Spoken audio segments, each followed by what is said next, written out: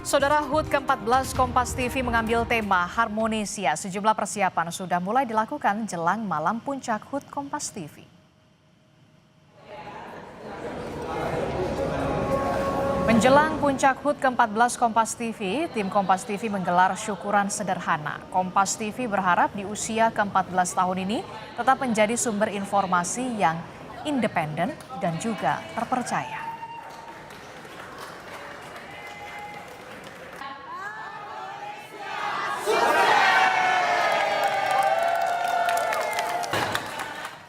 Empat 14 tahun Kompas TV hadir menemani pemirsa sebagai salah satu pilar demokrasi. Kompas TV berharap di usia ke-14 tahun tetap menjadi sumber informasi yang independen dan juga terpercaya. Dikasihnya ke perwakilannya disebutin orangnya. Iya. Redaksi Kompas TV selalu berupaya menghadirkan berita yang akurat untuk mengisi ruang informasi masyarakat Indonesia. Dan tahun ini saudara mengusung tema Harmonisia, Kompas TV menegaskan komitmennya untuk menjaga keselarasan dan menghormati perbedaan pendapat di tengah gejolak nasional dan dunia. Kompas TV berharap bisa selalu menjadi panduan bagi masyarakat di tengah disrupsi informasi di era digital. Syukur bahwa 14 tahun Kompas TV bisa bersiaran menjadi televisi berita dengan tagline independen terpercaya. Kami berharap Kompas TV selalu menjadi bagian dari masyarakat untuk mencari informasi, menjadi panduan bagi masyarakat Indonesia di tengah disrupsi informasi di mana publik susah sekali sekarang membedakan mana pernyataan asli dari seseorang atau AI. Semoga Kompas TV tetap menjadi acuan dan panduan masyarakat Indonesia untuk mencari informasi dan peristiwa yang faktual. Dan selama 14 tahun pula hingga kini, saudara, Kompas TV berusaha menjaga nilai-nilai dan etika jurnalisme.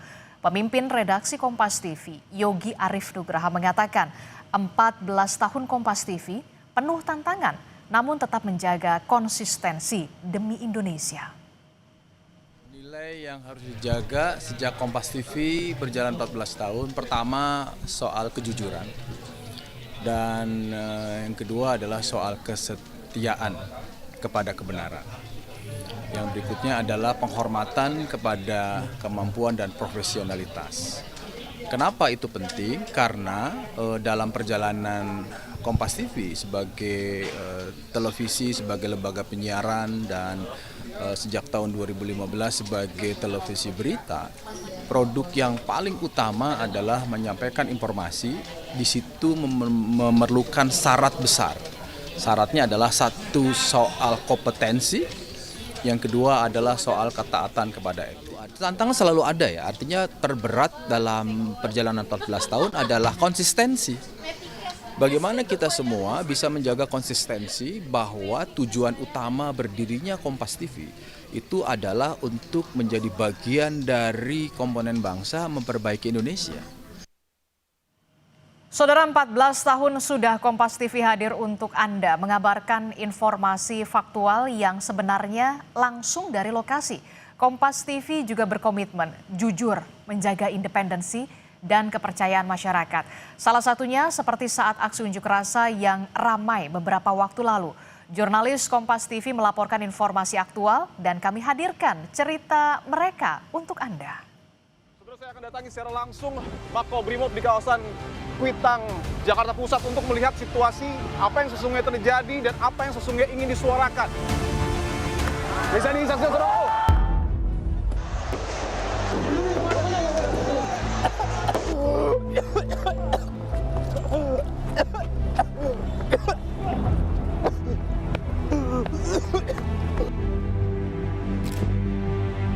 Akhirnya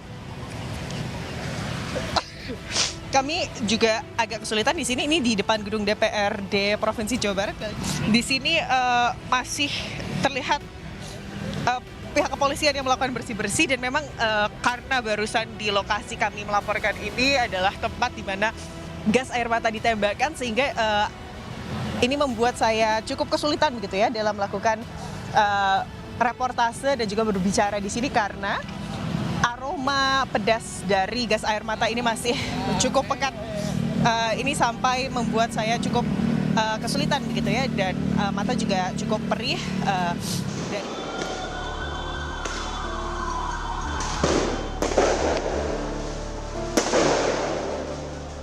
Untuk akses jalan kami lihat tetap beroperasi seperti biasa, karena kalau Anda lihat di belakang saya. Pemirsa Kompas TV, di tengah situasi unjuk rasa yang begitu ramai, tentunya jurnalis Kompas TV hadir untuk mengabarkan. Tapi saya juga pengen denger nih cerita juga dari salah satu jurnalis Kompas TV, yakni Zevanya Situmayang. Halo Zevanya. Halo Kak Okta, saudara Kompas TV. Zevanya, cerita dong pengalamannya kemarin kan unjuk rasa rame banget, bahkan juga berujung ada yang kericuhan juga. Nah itu gimana waktu itu pengalamannya?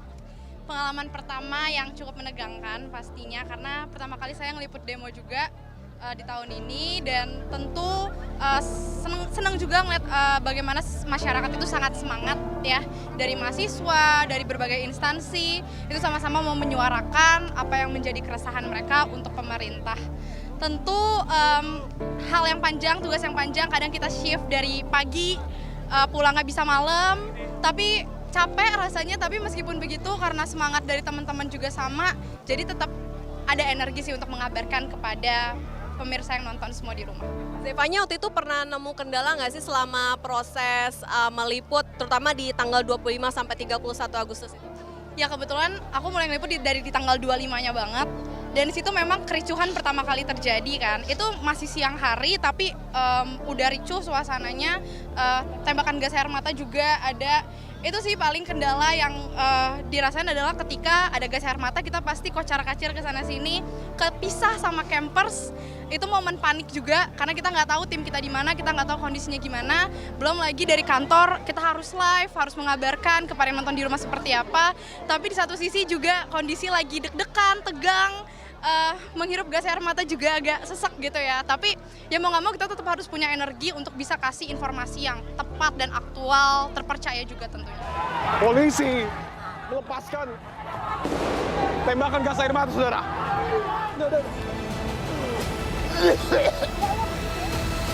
On cam, kalau nggak salah ada tembakan gas air mata lagi deket gua. Ke situ asapnya muncul, udah abis gua di situ.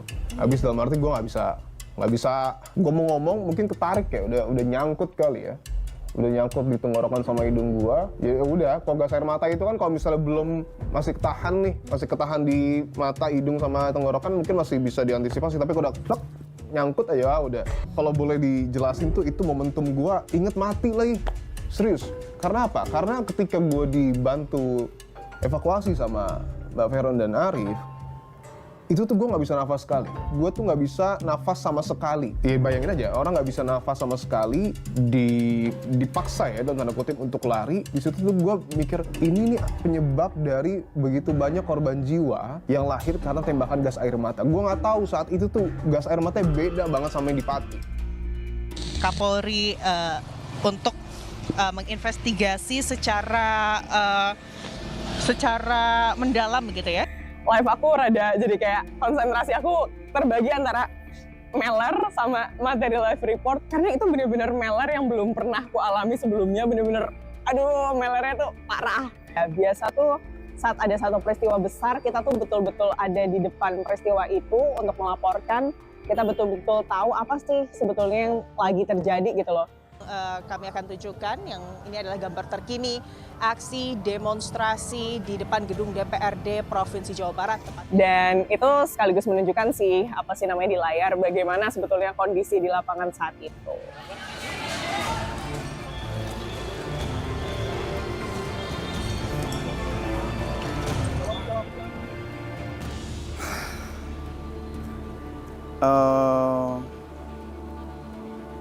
Itu yang menarik untuk jadi seorang jurnalis ya. Kita harus membedakan antara memihak dan tidak memihak.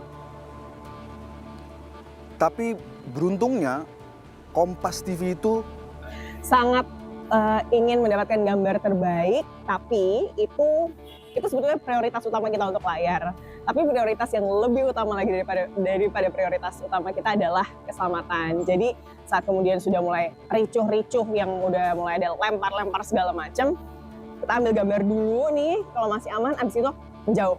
Paling enggak, kalau campersku tuh selalu ngajak Fit, ayo Fit, titik aman. Jangan sampai kita ntar kayak ketimpuk atau apa. Ya berada di tempat yang agak jauh dari demonstran, agak jauh juga dari polisi, tapi di situ tempatnya aman gitulah. Jadi buat gambar bagus, buat kita melarikan diri juga aman gitu. Gitu sih. Kalau sukanya ya pengalaman sih, bagi saya itu pengalaman berharga sih bagi saya. Bisa meliput langsung ke lapangan segala macam. Ya kalau dukanya ya kita sama dengan demonstran, kayak kena gas air mata, kayak kita ikut lari-lari, kayak ikut takut kelempar juga, itu sama. Nggak mungkin demo udah berhari-hari gitu ya, tidak ada perubahan apa-apa. Itu harusnya ada perubahan yang bisa diberikan kepada masyarakat supaya apa yang jadi perjuangan tidak sia-sia. Semoga 17+8 tuntutan rakyat bisa terrealisasi. Kita butuh kerja nyata, bukan omon-omon. Kalau buat unjuk rasa, buat pendemo ya, harapan saya sih tetap bersuara soal 17+8 tuntutan rakyat itu, tetap berada di jalur demo yang benar, dan contohnya kayak tidak merusak fasilitas gitu. Saling jaga, jangan sampai ada kericuhan yang akhirnya menimbulkan kejadian-kejadian yang tidak diinginkan. Jangan sampai akhirnya ada korban yang berjatuhan.